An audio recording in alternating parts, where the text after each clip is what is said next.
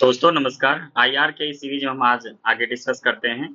इसमें बहुत ही important article है जिनको आपको याद रखना है। आने वाले समय में बीपीएससी के जो भी एग्जाम है 17th वाला, उसमें आपको 1-2 क्वेश्चन यहाँ से ज़रूर मिलेंगे आईआर से रिलेटेड। तो बहुत इम्पोर्टेंट है, इसको ध्यान से देखिएगा। जो बीपीएससी 17th है उसके भी नोटिफिकेशन अब जल्द आ जाएँगे। ये और अपनी पढ़ाई को थोड़ा तेज़ गति से आगे बढ़ाइए क्योंकि समय बहुत धीरे-धीरे कम होते जा रहा है। अचानक नोटिफिकेशन आ जाएगा, फिर समय नहीं मिलेगा। दोस्तों 17th बीपीएससी के लिए हमने इस चैनल पर कई सारे गाइडलाइन वाले वीडियो अपलोड किए हुए हैं। आप लोग उसको देख सकते हैं, आपके प्रिपरेशन संबंधी जितने भी समस्याएँ हैं, चुनौतियाँ हैं, वो खत्म हो जाएगी। तो चलिए शुरू करते हैं और देखते हैं कि इसमें पहला आर्टिकल है, यूएसए और दक्षिण कोरिया ने आपस में संयुक्त परमाणु निरोधक दिशा निर्देशों पर हस्ताक्षर किया है। ये आपको याद रखना है। क्वेश्चन यहीं से बन जाएंगे, सीधे क्वेश्चन बन सकते हैं कि ज्वाइंट न्यूक्लियर डिटरेंस गाइडलाइन पर किन दो देशों के बीच हस्ताक्षर हुआ है। तो अमेरिका और दक्षिण कोरिया के बीच। आप लोग को पता होगा कि हिंद महासागर क्षेत्र में सभी लोग इस पे अपना तरह से पावर एस्टेब्लिश करना चाहते हैं। तो इसी के पैरेलल ये भी एक समझौता है जिसके तहत ये दोनों देश अमेरिका और दक्षिण कोरिया जॉइंट मिलिट्री एक्सरसाइज पे प्रैक्टिस करेंगे, अभ्यास करेंगे। तो यही सारी चीजें हैं, तो आपको ये याद रखना है। अगला आर्टिकल हमारा है यूके से संबंधित। इसको देखते हैं। इसमें लेबर पार्टी सत्ता में आई है लगभग 14 वर्षों बाद। यूके में जो प्रधानमंत्री का चुनाव होता है, केवल निचले सदन से ही प्रधानमंत्री बनते हैं, जबकि भारत में ऐसा नहीं है। भारत में लोकसभा और राज्यसभा दोनों से बन सकते हैं, जबकि ब्रिटेन में ऐसा नहीं होता है। दूसरी बात है कि ब्रिटेन में संसद सर्वोच्च होता है, जबकि हमारे यहाँ संसद की संप्रभुता से अधिक संवैधानिक सर्वोच्चता है यहाँ पे, आपको पता होगा। तो ये कुछ फैक्ट है आपको जो याद रखना है। अगर पैरेलल चीजें तुलनात्मक पूछ दिया जाता है प्रीलिम्स में, तो आप ब्रिटेन में एक विशेष प्रावधान यहाँ पे है, यहाँ के जो संसदीय चुनाव है, जो आम चुनाव होते हैं, उसमें ऊपरी सदन के सदस्य जो है ना मतदान नहीं करते, जबकि भारत में ऐसा नहीं है, ये आपको पता है। अगला आर्टिकल हमारा है कोडेक्स कमीशन के बारे में। ये देख लेते हैं। कोडेक्स कमीशन क्या है? कोडेक्स कमीशन जो है, इसकी स्थापना 1963 में की गई थी। इसके द्वारा एफएओ मतलब कि खाद्य एवं कृषि संगठन एवं डब्ल्यूएचओ के द्वारा, इसका जो मूल उद्देश्य है दोस्तों, उपभोक्ता के स्वास्थ्य की रक्षा करना, खाद्य व्यापार निष्पक्ष व्यवहार सुनिश्चित करना इत्यादि चीजें हैं। इसी के उद्देश्य से इनका 1963 में इसकी स्थापना की गई थी। और अभी हाल में इटली के रोम में इस मुख्यालय में कोडेक्स कमीशन के जो कार्यकारिणी समिति है, उसका 86वां सत्र का आयोजन किया गया था। ये आपको याद रखना है कि कहाँ इस सत्र का आयोजन कहाँ किया गया था। तो यहाँ इटली के रोम। ठीक है, ये आपको याद रखना है। इसके जो मुख्यालय है इटली में ही है। वर्तमान में इसके सदस्यों की संख्या लगभग 189 है, जिसमें 188 देश है और एक यूरोपीय संघ है। तो आपको ये याद रखना है। तो 2-3 फैक्ट इसमें है, इसी से क्वेश्चन यहाँ पे बन सकते हैं। एशिया के तरफ से कौन प्रतिनिधित्व किया है? तो भारत ने भौगोलिक आधार पर एशिया की तरफ से प्रतिनिधित्व किया है। भारत का प्रतिनिधित्व किसने किया है? भारतीय खाद्य सुरक्षा मानक प्राधिकरण की तरफ से जी कमलावर्धन राव ने। ये याद रखना है, ये नाम सीधे पूछे जा सकते हैं कि भारत की तरफ से जो कोडेक्स कमीशन है उसके जो बैठक हुई है, उसमें किसने भाग लिया है? तो FSSAI की तरफ से जो उसके सीईओ है जी कमलावर्धन राव ने। मुख्यालय रोम में है, ये आपको याद रखना है। इसका गठन 1963 में हुआ था FAO और WHA के द्वारा। अगला है हमारा आर्टिकल कोलंबो सुरक्षा सम्मेलन। इसमें क्या हुआ है?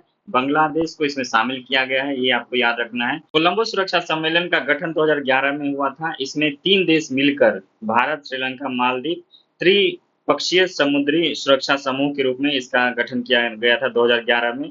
हाँ, इसमें बांग्लादेश अभी शामिल हुआ है और कुल मिला के 5 देश इसके हो गए हैं। कौन-कौन देश है? बांग्लादेश, भारत, मॉरिशस, मालदीव और श्रीलंका। आपको ये याद रखना है। इसका जो मूल उद्देश्य है, हिंद महासागर क्षेत्र के लिए समुद्री सुरक्षा सुनिश्चित करना, जो समुद्री प्रदूषण है उसको सुनिश्चित करना, उसमें कमी करना, जो समुद्री खोज होते हैं एवं उसके बचाव करना।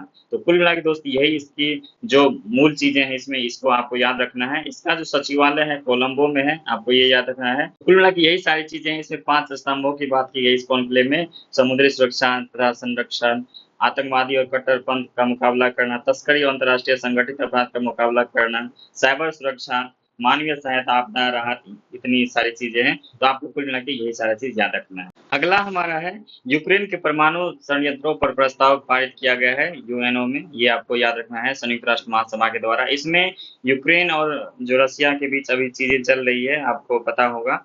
तो इसमें ज़ेपोरिज़िया परमाणु संयंत्र जो है, उसका पूर्ण नियंत्रण यूक्रेनी अधिकारियों को तुरंत वापस करने की बात की गई है। हालाँकि नंबर दिया रहता कि कौन से नंबर है संयुक्त राष्ट्र में, तो वो कभी-कभी पूछे जा सकते हैं।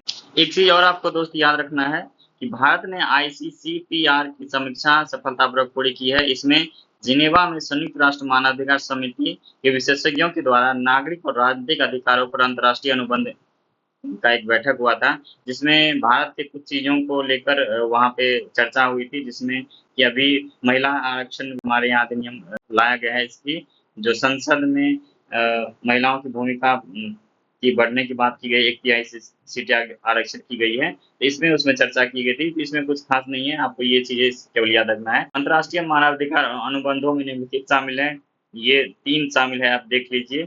नरसंहार अपराध की रोकथाम और दंड पर कन्वेंशन 1948 का है। नस्लीय भेदभाव के उन्मूलन पर अंतर्राष्ट्रीय कन्वेंशन 1965 का है। महिलाओं के विरुद्ध सभी प्रकार के भेदभाव के उन्मूलन पर कन्वेंशन 1979। तो ये सारी चीज़ें ना कभी-कभी सेपरेट पूछे जाते हैं दोस्त, कि ये किसके भाग है, किसके अंग है, तो आपको ये याद रखना है। ये थोड़ा एक लाइन देख लीजिएगा, याद रह जाएगा। अगला है भारत और ऑस्ट्रिया संबंधों के 75 वर्ष पूरे हुए हैं। प्रधानमंत्री नरेंद्र मोदी अभी ऑस्ट्रिया की यात्रा पे गए थे, आपको याद होगा हम गए थे, और वहाँ के चांसलर कार्ल नेहमर के निमंत्रण वो वहाँ द्विपक्षीय राजनीतिक संबंधों के में चर्चा हुई थी या कुछ चर्चे हुई थी, वो हमें देखना है। हालाँकि वो इतना इम्पोर्टेंट नहीं है। इसमें 41 वर्षों के में किसी भारतीय प्रधानमंत्री की पहली ऑस्ट्रेलिया की यात्रा है। इससे पहले 1983 में इंदिरा गांधी द्वारा की गई थी। तो ये कुछ खास चीज़ें नहीं है इसमें, तो हमें उन पे ध्यान नहीं देना है। अनेक पहलों एवं संयुक्त परियोजनाओं की बात की गई थी। हरित डिजिटल टेक्नोलॉजी, बुनियादी ढांचे, नवीकरणीय ऊर्जा, जल प्रबंधन, जीवन विज्ञान, स्मार्ट शहरों, गतिशीलता और परिवहन में व्यवसाय से व्यवसाय भागीदारी को शामिल किया गया है। तो ये सारा चीज़ आपको याद रखना है। ये सारा चीज़ पूछा जा सकता है कि हाल में जो प्रधानमंत्री गए थे वो ऑस्ट्रिया, तो किन समझौतों पे बात की गई थी, तो ये आपको याद रखना है। ऑस्ट्रेलिया ने भारत, मध्य पूर्व यूरोप कॉरिडोर में अपनी रुचि व्यक्त की है और संभवतः ये शामिल भी हो जाएँगे। ऑस्ट्रेलिया को अंतर्राष्ट्रीय और सौर गठबंधन में शामिल होने के लिए आमंत्रित किया गया है मोदी जी के द्वारा। उसके बाद एक जो हमारा अगला आर्टिकल है, मॉरिशस में भारत का पहला विदेशी जन औषधि केंद्र खोला गया। ये आपको याद रखना है, ये काफ़ी इम्पोर्टेंट है। ये सीधे क्वेश्चन यहाँ से बन जाएँगे कि कहाँ पे खोला गया है पहला? भारत से बाहर पहला औषधि केंद्र कहाँ खोला गया है? मॉरिशस में। और उद्घाटन कौन किया था? विदेश मंत्री एस जयशंकर ने।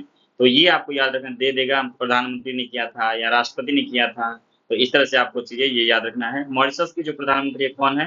प्रविंद कुमार जगन्नाथ है। या तो दोस्तों ये कुल मिला के ये सारी चीज़ें हैं। मॉरिशस में टोटल आबादी में 60% जो आबादी है भारत के ही मूल के ही हैं। तो इसलिए दोनों देशों के बीच काफ़ी संबंध प्रगाढ़ रहते हैं हमेशा।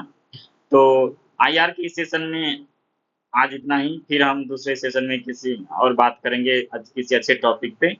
आप लोग बने रहिए इस चैनल पे, अच्छे से पढ़ाई करते रहिएगा। दोस्तों, अगर आप लोगों में से कोई 71 के लिए प्रिपरेशन करना चाहते हैं, तो 17th के बाद हम कंप्लीट बैच शुरू करने वाले हैं 71 के लिए। तो आप लोग ज़रूर जुड़िए इस चैनल से, और जो भी आप लोगों को परेशानी होगा, तो आप लोग इस टेलीग्राम लिंक क्यूआर को स्कैन करके हमें मैसेज कर सकते हैं। अगर आपको कोई दिक्कत है, कोई डाउट है, तो बेहिचक आप हमसे पूछ सकते हैं। अपना ख़्याल रखिए, खुश रहिए और अच्छे से पढ़ाई करते रहिए। धन्यवाद।